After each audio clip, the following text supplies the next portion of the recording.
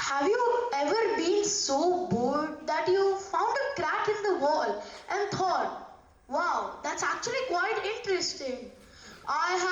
We all have. Boredom is something everyone experiences. Whether it's you stuck in traffic, waiting in a power cut, or sitting through a class that feels endless. Most people think boredom is a bad thing. But today, I want to share something new. No, boredom is not bad.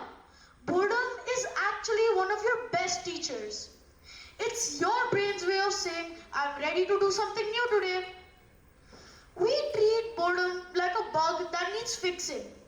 The moment we feel it, we jump to grab our phones and scroll endlessly. And when and our brains are just distracted enough to survive.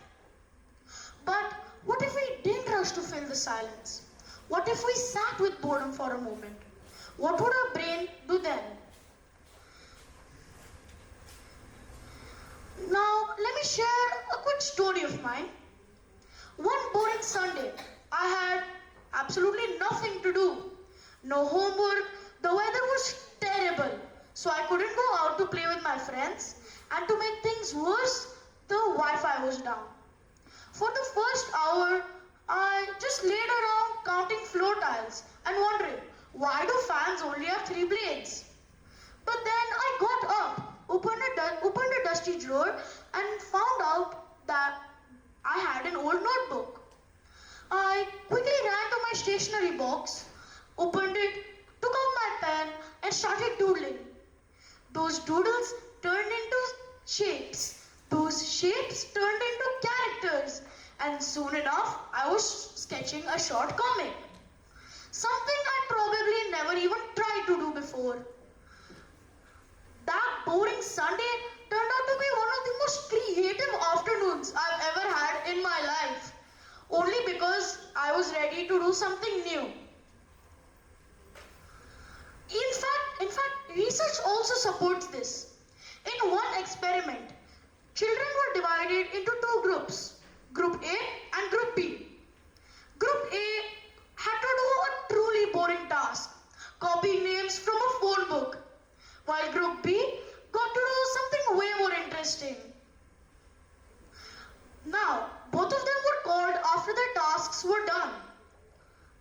Now, they were asked for unique uses of a paper cup. Group A started rapid firing the answers like a mini rocket, a stationary box and whatnot, while Group B failed to brainstorm as many ideas. We usually get bored when things become either too repetitive or too predictable, like your uncle saying the same joke for the 10th time at every family gathering. You only laugh because it's a tradition now.